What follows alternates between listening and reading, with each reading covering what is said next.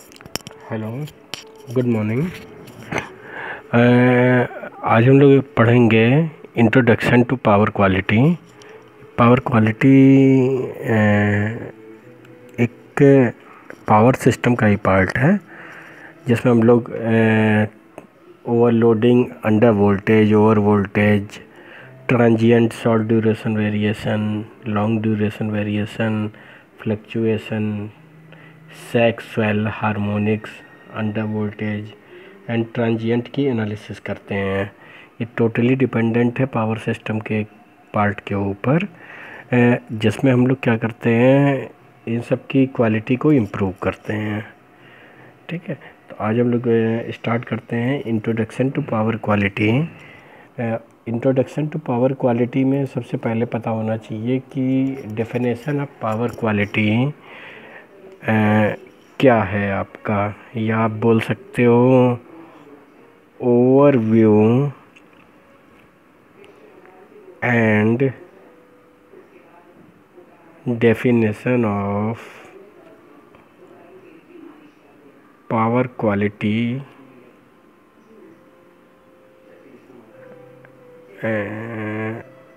और sources of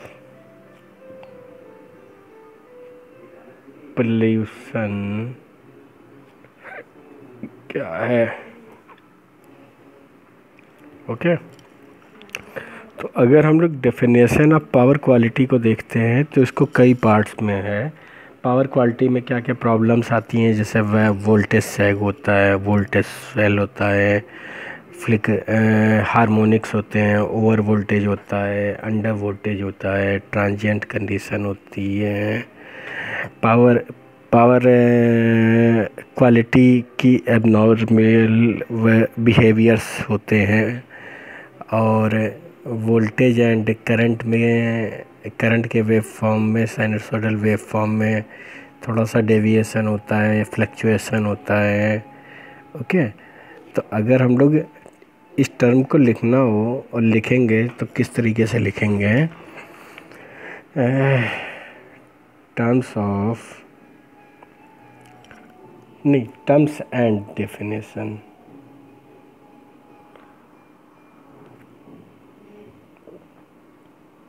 अगर इसको लिखना हो तो हम लोग सबसे पहले लिखेंगे over loading,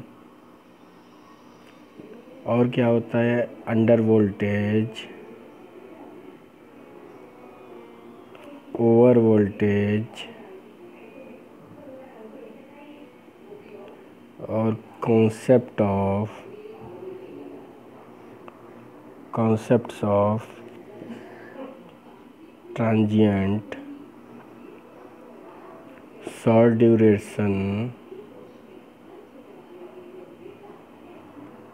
duration variations,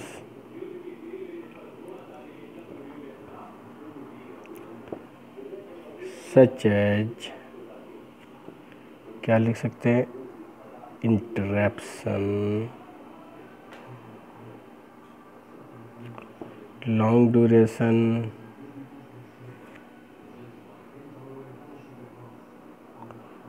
variations,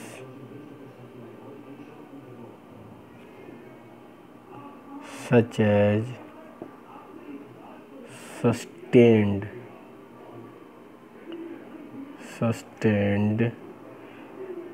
interruption, same power system की तरह sag, swell, sag and swell, voltage sag,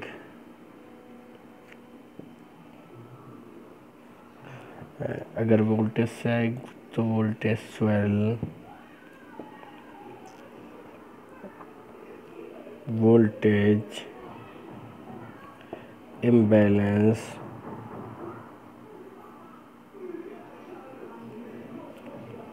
voltage fluctuation,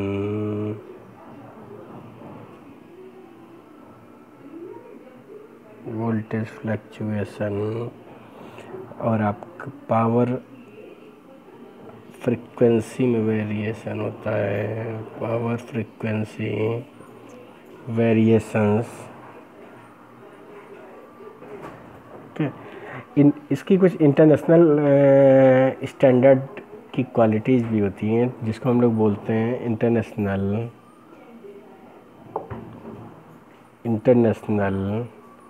standards of power, international standard of power quality. Okay, तो अगर इसको हम डिफ़ाइन करना चाहें तो डिफ़ाइन कैसे करेंगे? अगर हमें इसको डिफ़ाइन करना है तो क्या क्या होना चाहिए? एक तो इसमें जो एबनॉर्मल बिहेवियर्स होते हैं उन पावर सिस्टम में, उसमें कौन सा बिहेवियर होता है? वोल्टेज का बिहेवियर होता है, और किसका बिहेवियर होता है? करंट का बिहेवियर होता है। और किस में होता है? एबनॉर्मल बिहेवियर होता है, अचानक फ्लक्चुएट करता है। यानी कि अगर एक इम्पॉर्टेंट पॉइंट होता है जिसे हम लोग कहते हैं फ्रीक्वेंसी। हमेशा जब भी साइनसोइडल की बात करते हैं तो हम लोग कहते हैं फ्रीक्वेंसी, यानी कि जब भी चेंज होगा तो किस में होगा? वोल्टेज में बिहेवियर में चेंज हो जाएगा, वोल्टेज में चेंज होगा और करंट में चेंज होगा। अगर वोल्टेज, करंट और आपका फ्रीक्वेंसी में चेंज हो रहा है तो अगर इसको लिखना है तो किस तरीके से लिखेंगे? आप लिख सकते हो power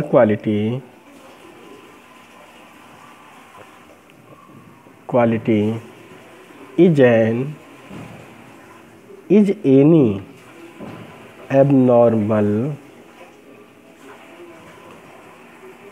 behavior on a power system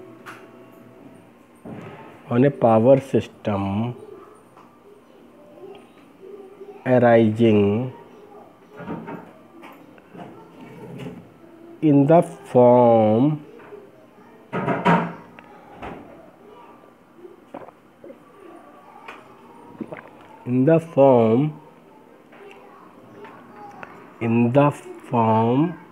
किस में हो रहा है आपका? वोल्टेज एंड करंट में। In the form of voltage and, या आप लिख सकते हो वोल्टेज और एंड करंट, नहीं, आप और करंट, या दोनों में से किसी एक में वोल्टेज एंड करंट, वो वोल्टेज और current which affects the normal operation of electrical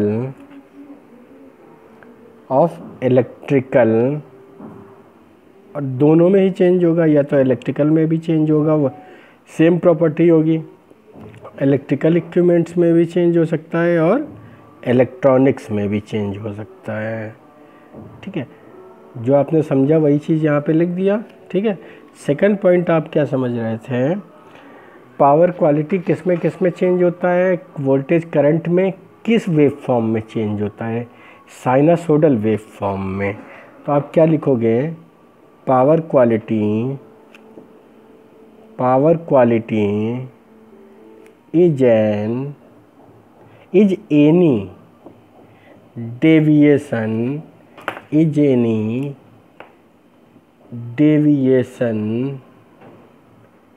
any deviation of the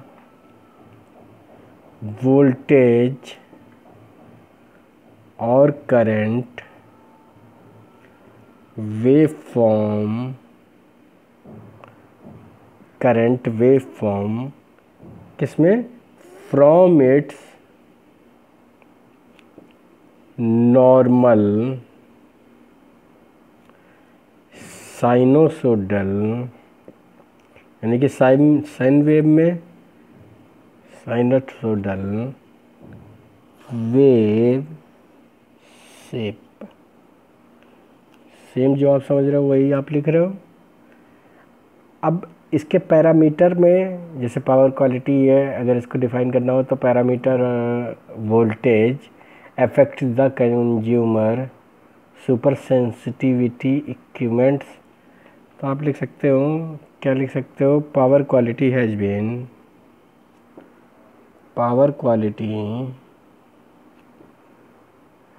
been defined as the parameters of the voltage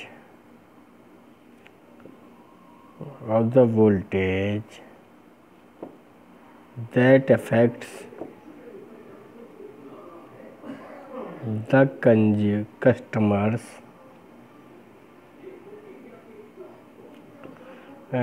super sensitivity equipments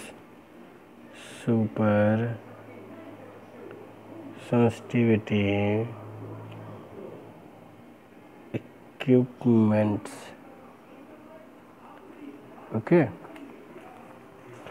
अब प्रॉब्लम क्या क्या जनरेट होती है, जब आप टर्म को समझते हो तो आपको पता होना चाहिए प्रॉब्लम क्या क्या प्रोड्यूस होती है। तो आप क्या लिख सकते हो, पावर, उसके बाद आप लिख सकते हो फोर्थ पॉइंट को, पावर क्वालिटी प्रॉब्लम्स आर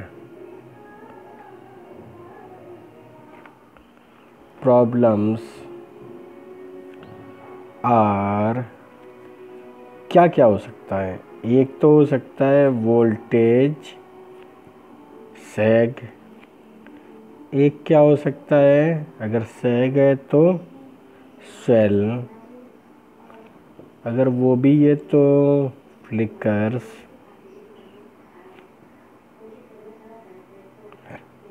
अगर वो भी है तो हार्मोनिक्स, फिर ओवर वोल्टेज, फिर अंडर वोल्टेज, फिर आपका ट्रांजिएंट्स। ठीक है, देखिए पावर क्वालिटी जो है एबनॉर्मल भी होगा ऑन द पावर सिस्टम आ रहा है, किसमें चेंज हो रहा है, वोल्टेज करंट में चेंज हो रहा है, साइनसोडल वोल्टेज करंट में चेंज हो रहा है। उसको इम्प्रूव करने के लिए जो पावर क्वालिटी में जो प्रॉब्लम्स आ रही हैं, किसमें आ रही हैं, फ्लिकरिंग में, हार्मोनिक्स में, under voltage, over voltage, sexual, इन सब को अगर ये भी है तो हम लोग इसको एक और इशू से लिख सकते हैं, पावर क्वालिटी हार्मोनिक्स का अगला पॉइंट लिख सकते हैं, harmonics are distortions in the AC waveform, यानी कि जब साइनसोडल वेवफॉर्म है तो अल्टरनेटिंग है तो साइनसोडल है तो आपका पॉजिटिव नेगेटिव की बात करते हो, यानी कि वोल्टेज में चेंज हो सकता है, करंट में चेंज हो सकता है, फ्रीक्वेंसी में भी चेंज हो सकता है। तो अगर फ्रीक्वेंसी में भी चेंज हो सकता है तो आप लिख सकते हो harmonic in the AC waveform these distortions are caused by loads on the electrical system। देखिए आपका जितने भी ये प्रॉब्लम जनरेट होगी ये इलेक्ट्रिकल में भी जनरेट होगी और इलेक्ट्रॉनिक्स में भी चेंज होगी। अगर इलेक्ट्रिकल में भी चेंज हो रहा है, इलेक्ट्रॉनिक्स में भी चेंज हो रहा है, यानी कि both electrical and electronic systems. तो आप लिख सकते हो on the electrical system that use the electrical power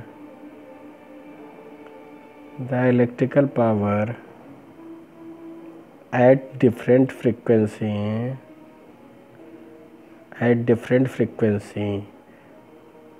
अब फंडामेंटल फ्रिक्वेंसी कितनी होती थी, डिफरेंट फ्रिक्वेंसी का मतलब क्या है, जो फ्रिक्वेंसी चेंज होगी कितने से कितने के लिए होगी, फंडामेंटल फ्रिक्वेंसी से चेंज होगी तो फंडामेंटल फ्रिक्वेंसी वेरी करती रहती, वेरी इंडिया में जितनी रहती है वो तो फिक्स है, ऑल ओवर के लिए एक फिक्स पैरामीटर्स दे दिए गए, तो different frequencies that the fundamental 52 या 50 और 60 हर्ट्ज, ठीक है। सेम वही जो आपने पढ़ा वही। अगर हर टर्म्स की बात करें, जितने भी हमने टर्म्स को समझा है तो लिख सकते हैं टर्म्स एंड उसके बारे में क्या है, टर्म्स एंड डेफिनेशंस। पहला क्या था आपका, पावर क्वालिटी का मतलब क्या होता है, इट इज पावर क्वालिटी का मतलब है डेविएशन, किसमें डेविएशन, वोल्टेज में, करंट में, और किसमें डेविएशन, साइनसोइडल वेव फॉर्म में। तो आप लिखोगे it is any deviation of the voltage or current, of the deviation किसमें है, वोल्टेज एंड या वोल्टेज और, एंड का मतलब दूसरा आ जाएगा आपका वोल्टेज और करंट वेव फॉर्म में ही चेंज हो रहा है, क्योंकि जब भी कोई सप्लाई की बात करोगे आप तो it's normal sinusoidal wave shape, okay. अगर इसमें चेंज हो रहा है तो किसमें चेंज हो सकता है, वोल्टेज में चेंज हो सकता है, करंट में चेंज हो सकता है, फ्रीक्वेंसी में चेंज हो सकता है। तो अब बात करते हैं वोल्टेज की। अगर वोल्टेज में चेंज हो सकता है तो हम लिख सकते हैं वोल्टेज क्वांटिटी क्या होती है, वोल्टेज क्वांटिटी। तो वोल्टेज क्वांटिटी में किस में चेंज हो सकता है, साइनसोइडल में ही चेंज होगा। साइनसोइडल में चेंज होगा तो आप क्या लिख सकते हो, deviations of the voltage from sinusoidal wave form, ठीक है। अगर साइनसोइडल में चेंज हो रहा है, पावर क्वालिटी क्या कहता है, पावर क्वालिटी डेविएशन इन वोल्टेज और current in sinusoidal wave form, और वो कहता है वोल्टेज और करंट में चेंज हो रहा है, तो आपने लिखा वोल्टेज में चेंज हो रहा है, वोल्टेज क्वांटिटी में। अब आप कह रहे हो वोल्टेज और करंट, तो करंट में भी चेंज हो रहा है, तो टर्म क्या बनेगा आपका, करंट क्वांटिटी। जब करंट क्वांटिटी होगा तो आप क्या लिखोगे, डेविएशंस ऑफ करंट या of the current from A sinusoidal wave form, okay. अगर आपका वोल्टेज में चेंज हुआ, करंट में चेंज हुआ, तो आपका बचा क्या, frequency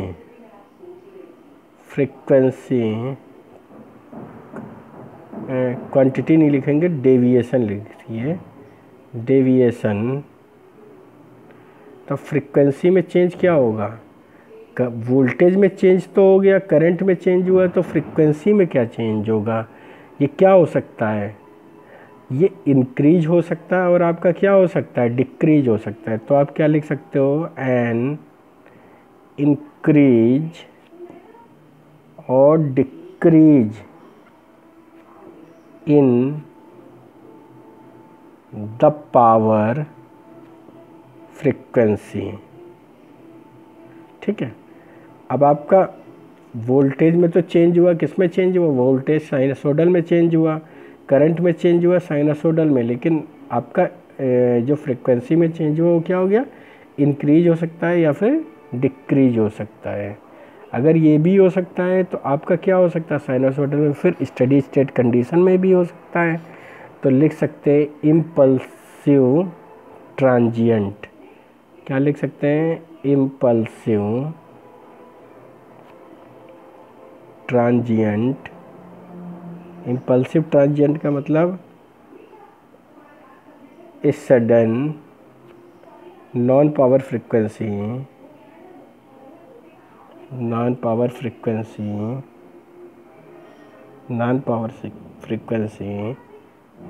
change in steady state condition में प्रॉब्लम है। Steady state condition of voltage और करंट, that is unidirectional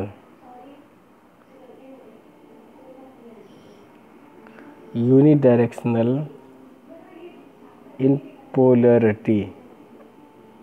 ठीक है, सेम वही चलता जा रहा। साइनसोडल में चेंज हुआ तो वोल्टेज में चेंज हुआ, वोल्टेज में चेंज हुआ तो करंट में चेंज हुआ, करंट में हुआ तो फ्रीक्वेंसी में भी चेंज हुआ, फ्रीक्वेंसी में चेंज हुआ तो आपका क्या हो गया? स्टडी स्टेट कंडीशन में भी प्रॉब्लम आई। तो स्टडी स्टेट कंडीशन में तो आपकी वोल्टेज और करंट में भी चेंज होगा, और वो कब होगा? ऑसिलेशन ट्रांजिएंट में चेंज होगा। तो जब ऑसिलेशन कंडीशन ट्रांजिएंट में चेंज होगा तो आप क्या लिख सकते हो? ऑसिलेटरी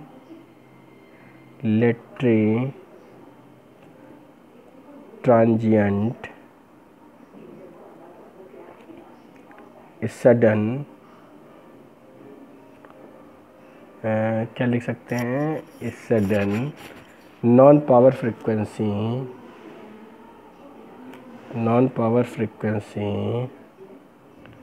चेंज इन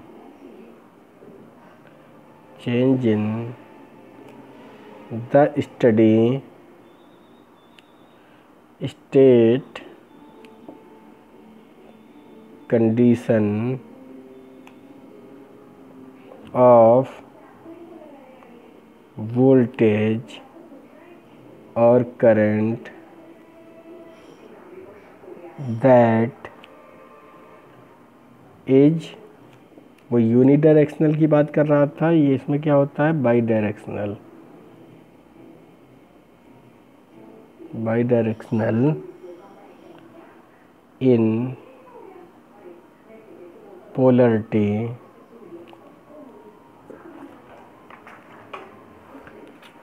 अब नॉइज भी होंगे इसमें। जब नॉइज होंगे तो क्या होगा? एक हेडिंग लिखिए, noises and unwanted electrical signal या इलेक्ट्रिक सिग्नल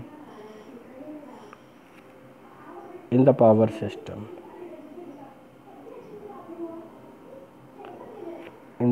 सिस्टम, ओके। अगर इतने में प्रॉब्लम हो रही तो आपका क्या है? आपने लॉन्ग ड्यूरेशन की बात की थी, लॉन्ग ड्यूरेशन और शॉर्ट ड्यूरेशन। तो वेरिएशन होगा किसमें किसमें? लॉन्ग ड्यूरेशन और शॉर्ट ड्यूरेशन। तो लिखेंगे long duration variations.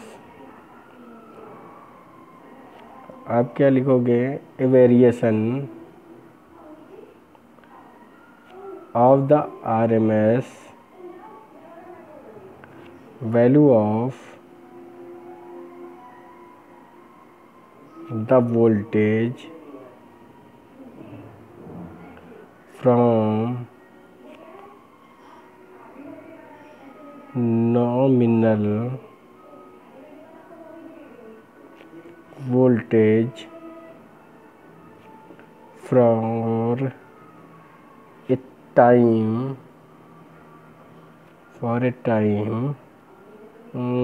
greater than 1 minute.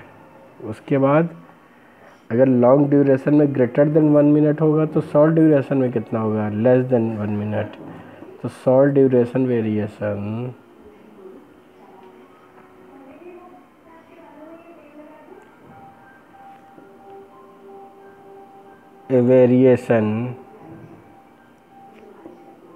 of the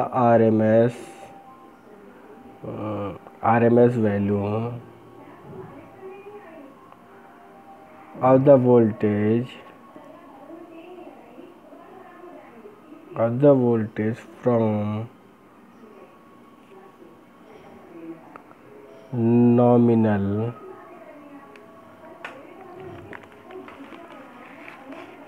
voltage for a time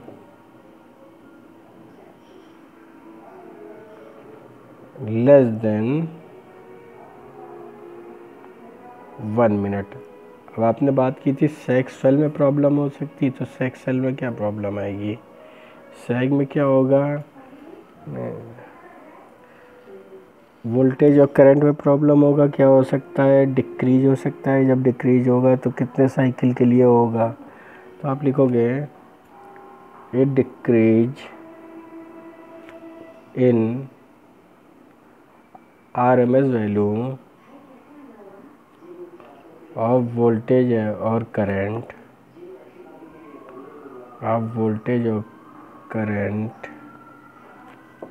for durations of 0.5 cycle to 1 minute. और सेल में क्या होगा आपका, इसमें उसमें डिक्रीज हो रहा था तो इसमें क्या हो जाएगा आपका, इंक्रीज हो जाएगा। तो आप क्या लिख सकते हो, a temporary increase in RMS value of voltage और करंट। हमेशा वोल्टेज और करंट दोनों में ही चेंज होगा, वोल्टेज और current for duration of 0.5 cycle to 1 minute. बचा क्या क्या था, अंडर वोल्टेज ओवर वोल्टेज। तो under voltage this is 10% below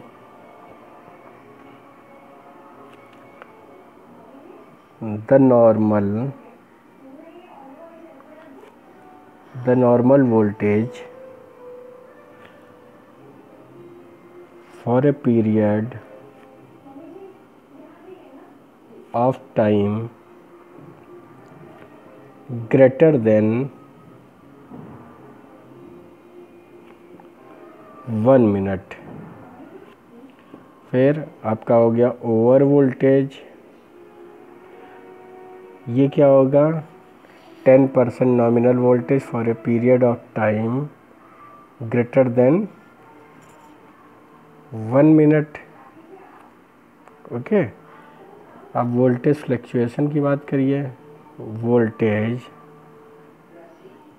fluctuations आप लिखोगे इस cycle variation of the voltage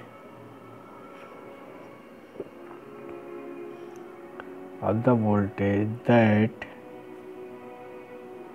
results in flicker of lighting. Imbalance system कब होता है? जब 3 फेज़ की बात करते हैं। तो 3 फेज़ की बात करेंगे तो क्या होगा? वोल्टेज बैलेंस सिस्टम होता है। और कौन सा होता है? Imbalance 3 phase voltage differ in amplitude. अब टोटल हार्मोनिक डिस्टॉर्शन किसे कहते हैं? Total harmonics distortion. Total harmonic distortion को और क्या बोलते हैं? THD। किसका किसका रेशियो होता है? THD equal to under root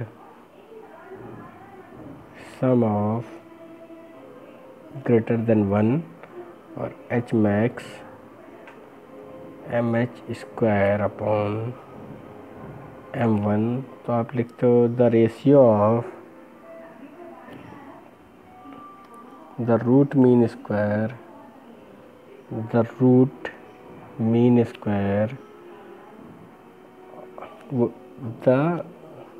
आप लिख दो द रूट मीन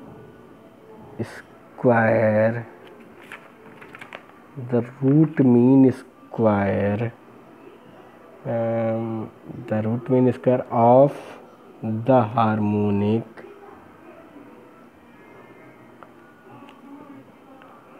कंटेंट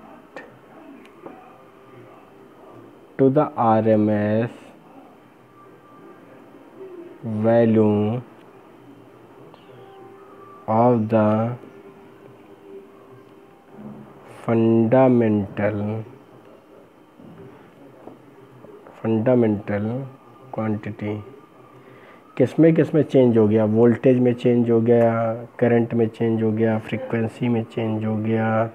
उसके बाद आपका वोल्टेज इम्बैलेंस हो गया, सैग में चेंज हुआ, सेल में अंडर वोल्टेज हुआ, ओवर वोल्टेज हुआ, आपका इम्बैलेंस सिस्टम हुआ। ठीक है। अब आपका बचा क्या है? इंटरप्शन। अगर इसको हम डिफाइन करेंगे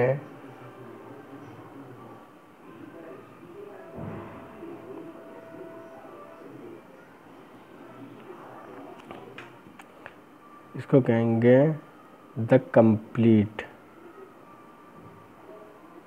loss of voltage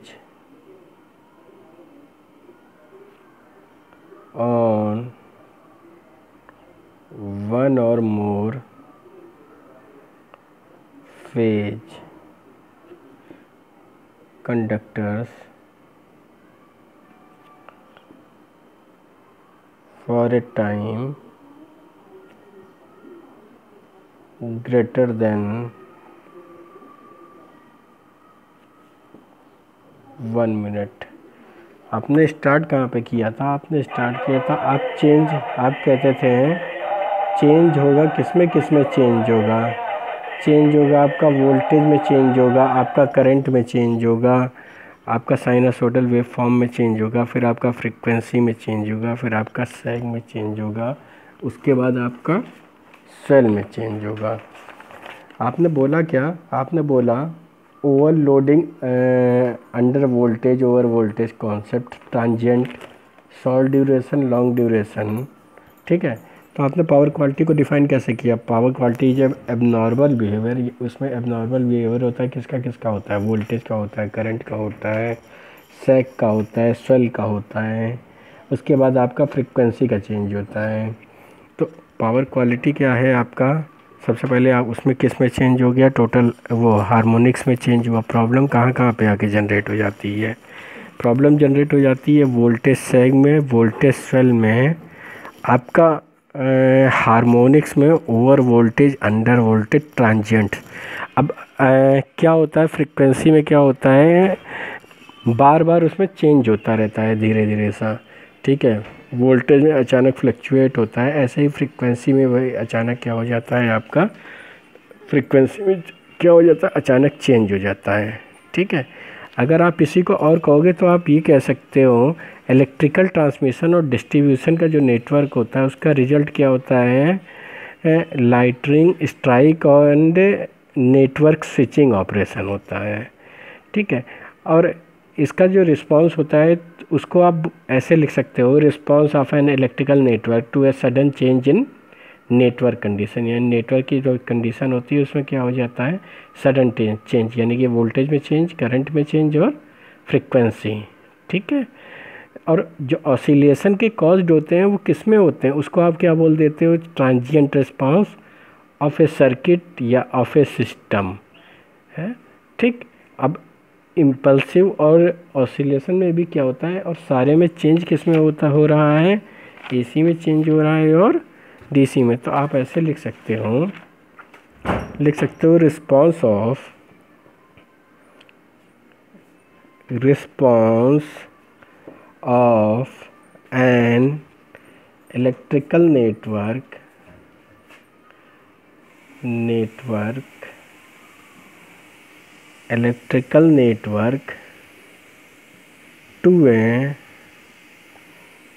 to a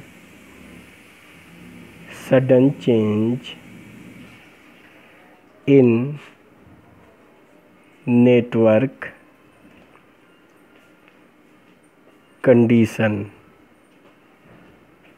यानी सब कुछ एक दूसरे पर रिलेट है, और अगर देखा जाए तो सब कुछ एक ही तरह ऑपरेट हो रहा है आपका, ठीक। आपका क्या हुआ, सबसे पहले ऑसिलेशन की कंडीशन हुई, अब ऑसिलेटरी की जो होती है उसमें क्या हो जा रहा है, सडन चेंज किसमें, पावर फ्रिक्वेंसी में चेंज हो रहा है, और वो स्टेडी स्टेट कंडीशन वोल्टेज और करंट क्या हो जा रहा है, बाई डायरेक्शनल इन पोलरिटी के फॉर्म में, यानी कि उसमें चेंज जो हो रहा है वो सडन चेंज हो रहा है। लेकिन और नॉन पावर फ्रिक्वेंसी में, और नॉन पावर फ्रिक्वेंसी में ही चेंज होता है वोल्टेज और करंट में जब यूनी डायरेक्शनल पोलरिटी होती है इम्पल्सिव ट्रांजिएंट में। दोनों में सिर्फ हल्का सा डिफरेंस है, तो आप ऐसे भी लिख सकते हो, जो इम्पल्सिव होता है उसमें आप क्या कर सकते हो, ऐसे होता है कुछ, ये आपका वोल्टेज है और ये आपका टाइम है, ये जो चेंज हो रहा है ऐसे चेंज हो रहा है, ठीक है। और ये क्या होता है, यूनी डायरेक्शनल इन पोलरिटी, यूनी डायरेक्शनल इन पोलरिटी। जो ऑसिलेटरी की ये किसकी कंडीशन होती है, इम्पल्सिव ट्रांजिएंट होता है, ठीक है। दोनों में ही सडन चेंज होता है, और जो ऑसिलेटरी वाली कंडीशन होती है इसी को हम बोलते हैं types of transient. There are two types of, दो तरह की ट्रांजिएंट होती हैं, कौन कौन सी, इम्पल्सिव ट्रांजिएंट होती है, ऑसिलेटरी, दोनों। एक क्या होता है, यूनिडायरेक्शनल होता है इन पोलरिटी में, और दूसरा क्या होता है, बाई डायरेक्शनल इन पोलरिटी। तो अगर इसको आप लिखोगे ऑसिलेटरी ट्रांजिएंट, इसमें क्या हो रहा है देखिए आप, ये कुछ ऐसे चेंज होता है, इसमें ऐसे चेंज होता है, ये भी क्या है, अगर आपने वही मान लिया है, ठीक है। ये देखिए ये चेंज हुआ, ये चेंज हुआ, ये ऐसे ऐसे,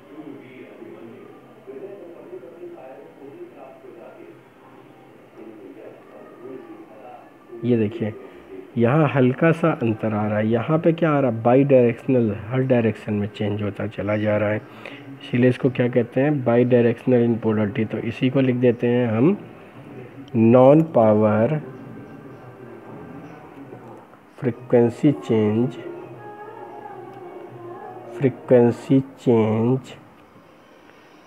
in the steady state condition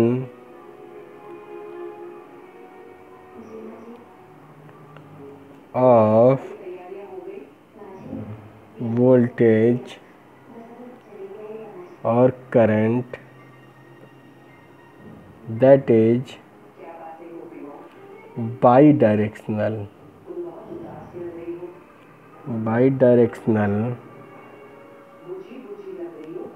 in polarity. The two types of polarity कौन कौन सी? impulsive polarity, bidirectional polarity. Impulsive में हल्का से चेंज, यूनिडायरेक्शनल चेंज होता है, इसमें क्या होता है? बाई डायरेक्शनल चेंज होता है. Okay, thank you very much.